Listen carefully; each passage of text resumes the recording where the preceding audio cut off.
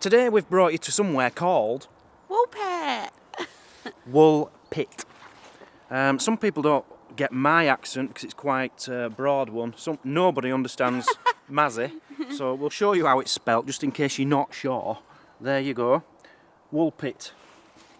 Now there's a huge fantastic story to tell you about Woolpit, which we'll go into in a moment, but before we do I just want to show you this, a village pump. It's a nice little village, isn't it? Yeah. Village pump here, that's nothing spectacular.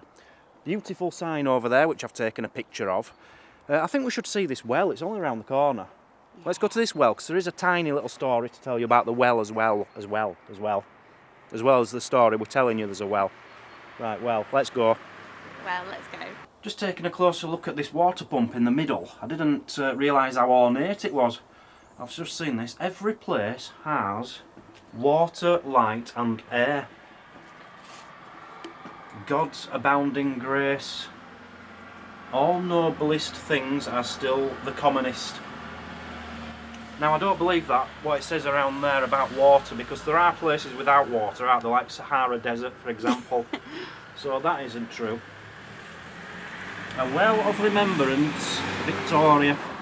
Whenever you see any kind of well, it's always to do with Victoria. But yeah, very ornate. It's got all these pictures of Victoria on the side. Beautiful. That one's actually Queen Elizabeth. There you've got Boudicca. And Queen Anne as well. Really well decorated, all in wood. With a beautiful top on it. I'm quite liking that for a pump right in the centre of the village. 1897 it was built. Say that again?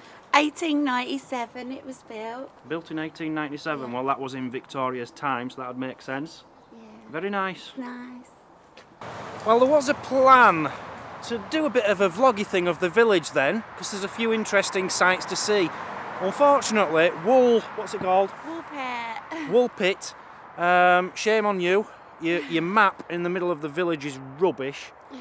Your signs are non-existent, so there's supposed to be a well here. Can't find it anywhere. Anyway, while we're here, we'll tell you the story of why we came here. It's about Woolpit and the Green Children. Woolpit gets worse. That's the headline. Woolpit gets worse. Now, I says we can't find this well anywhere. So while we're here, because there's a bit of woodland, let's do the story of the Green Children right here. And there's a man walking his dog. I says, you don't know where this well is, do you? He says, yeah, it's just down here, but don't expect too much. It's not very inspiring. It's not. It's not. It's just down here. Let me show you.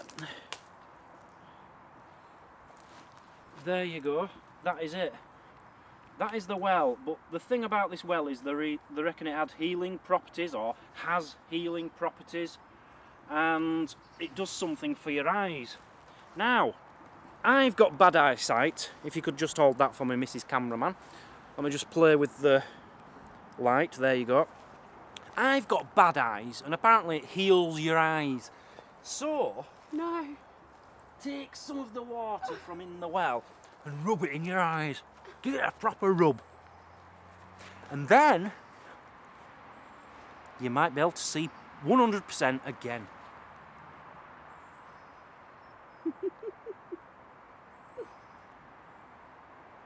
To be honest, I can see just as well as I could before, but I have got my contact lenses in. Maybe when I take my contact lenses out, I'll still be able to see as well as I can now. That'd be cool.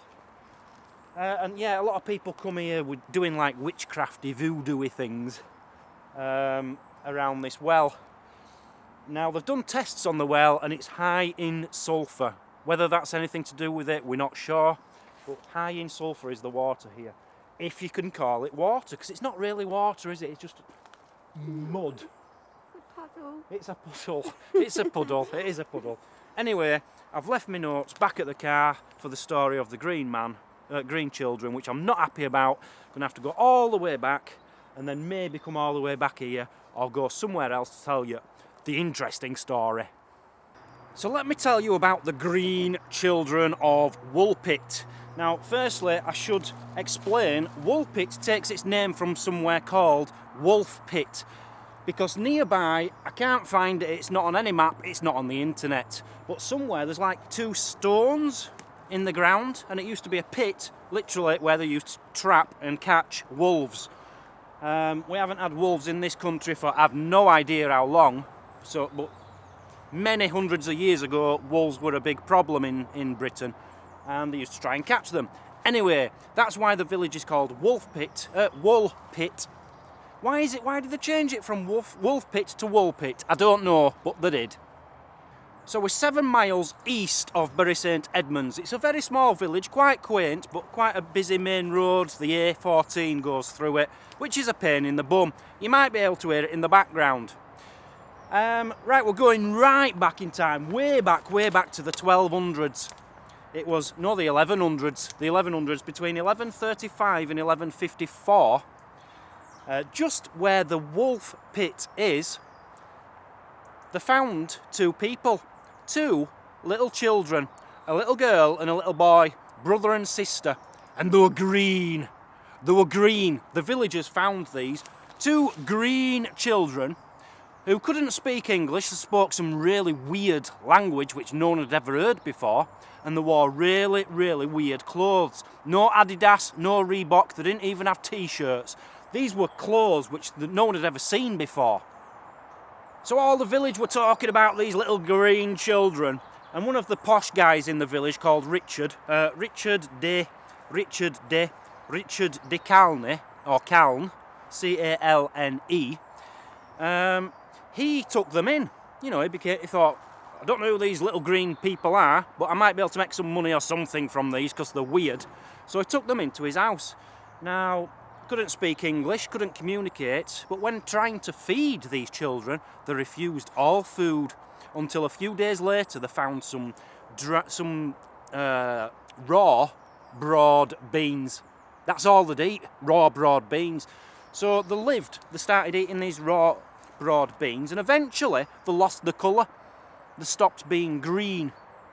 So Richard de Calne decided he better have these 2 weird ex-green things baptised, which he did.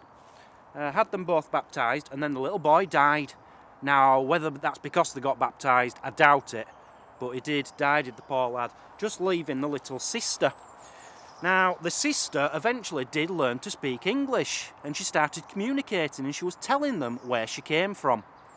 She said, we come from a place called St Martin's Land, in another world. So now you're thinking aliens, aren't you? That's what everyone around here thinks. It was a world where the sun never shone and the light was like twilight. It sounds really freaky. These sound like 2 alien kids who just came here, somehow, probably dropped by a spaceship. It's getting into quite an exciting story. The little girl said that she was just farming with her brother, looking after the cattle of her dad. And then they saw this little cave, and they went in this cave, and then they got lost. And then they heard some bells, so they followed the noise of the bells, and they came out at this wolf pit. Now, the bells, a lot of people think was from Bury St Edmunds, which is 7 miles away from here, remember. They must have had very good hearing if they could hear bells from 7 miles away. Could you hear some bells from 7 miles away? You couldn't. No, you couldn't. Someone put that to the test, please. I ain't got any bells. Richard gave the little girl a name. Do you know what they called her? No. Think of an old-fashioned name. Elizabeth. No. Try again. Don't know any. Agnes. Oh, Agnes. Yeah. Called her Agnes. And Agnes grew up and she married someone called Richard Barr, who was a royal official, quite a high-up guy. So she got married to him.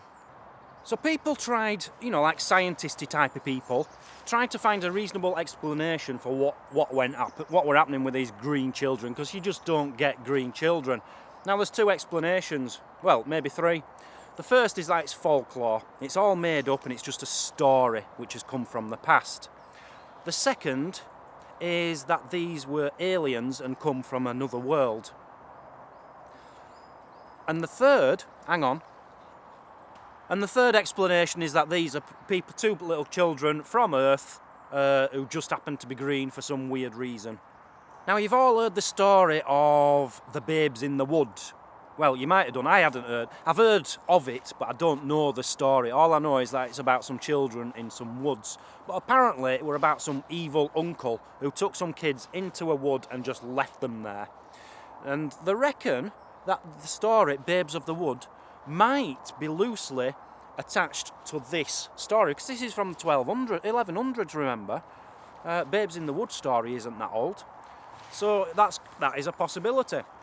Now, what they're saying is, in the original, the Green Children, what could have happened is the babes were taken by the dad, or whoever, into the woods, given arsenic to try and kill them off, right? Because arsenic makes you turn green, apparently. Never tried it. It's just something I read, doing a bit of research on something about... It went over with my ex-girlfriend. I'm not going into that. Anyway, they're trying to say that it could be something to do with a man gave these kids some arsenic and left them to die in the woods, but they didn't actually die. So when they'd had this arsenic and they were stuck in the middle of the woods, people think it could have been Thetford Forest, which isn't too far away, and they managed to find the way out and arrived here at Woolpit, which was in them days Woolpit. So that's one theory, a good one. I've got two other explanations for you. These are from like top people, from scientists and astronomers, people who know what they're talking about, so these should make a lot of sense. The first one comes from someone called Robert Burton, who in 1621 suggested that the Green Children fell from heaven. Okay, so that's some top guy in the country who came up with that theory. Is that a possibility? The second guy, this one's a beauty, is this one. Wait for this one. In 1996, an astronomer, printed in a magazine called Analog. He was called Duncan Lunnan. I want everyone to know his name in case he's still alive. Okay, send him an email. Duncan Lunnan. Duncan Lunnan hypothesised, that's a posh word, as if he's being very serious. He said the children were accidentally transported to Woolpit from their home planet as a result from a malfunction of a transmitter. Okay. He explains the children's green coloration as a side effect of consuming the genetically modified alien plants eaten by the planet's inhabitants. So, congratulations, Duncan Luncan, whatever you're called, for looking like the biggest idiot in this video. A bigger idiot than me. What an idiot. What a wally. What a wally. He's an astronomer. Now here's another story. This is the one which I believe. Okay? I don't want to put a dampener on the whole Green Children alien story, which we all want to believe, but I think this one's true. We're going back to 1173. Now in them days, a lot of people came... Flemish people, which is what, Finland? Is it a Flemish from Finland? I think that's right. Scandinavia area. A lot of Flemish people came over to this area and they settled around Bury St Edmunds. Okay? And in 1173 there was a battle. They were actually fighting, they were getting beaten up by local people. People didn't want Flemish around here. So there was a bit of a civil war going on, and it's believed that the Flemish, the parents of these children, could have been killed during these skirmishes, and the children come from the Flemish, and the children managed to run away. Now, that would explain the clothing they had on. They had no Adidas, no Reebok, no Nike, nothing like that, no t-shirts, just really weird random clothes. Now, in Finland area, I reckon they did dress differently to what people were used to seeing here in England. So that would explain the clothes. It would also explain the weird language. Nobody understood what they were talking about when they turned up here. Flemish, it is known to be the hardest language to learn in the world, I believe. Certainly one of them. So no one will have ever heard Flemish before. It's just like going... When the first person... Let's say there's a child... No, I'll tell you what. Let's say the person from Woolpit comes down this hill, right? And he comes here and he sees a little green child. That's me. I'll be the little green girl. He comes down and he says something like, "Hello, little green girl, what are you doing here?" And little green boy, by the way. She'll turn round and say something like,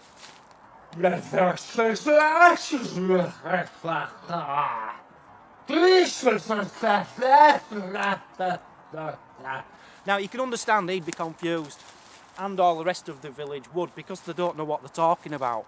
They probably think they are aliens. To explain why the children are green, it's probably a deficiency, a dietary deficiency called chlorosis. Now, chlorosis gives the skin a greenish tint, hence the term green sickness.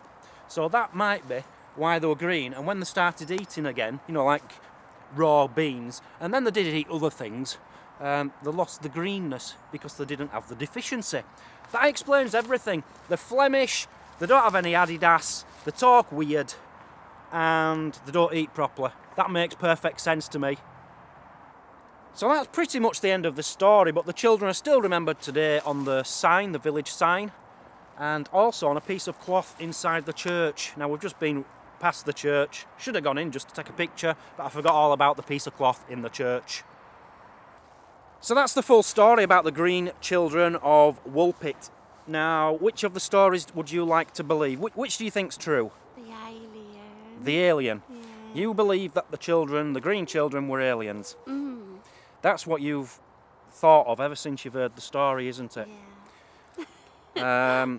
A load of rubbish, and there's another ghosty story I'm going to be telling you in a video or two's time, where I'm going to ruin all your dreams as well. Yeah. She was brought up believing about this really haunted place, and I'm going to prove that it was all a load of rubbish.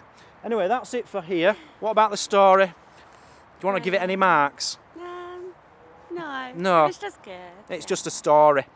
So, yep, Woolpit. Nice little village. It's got a museum which is only open on a weekend at the moment, so we can't get in there because it's not the weekend.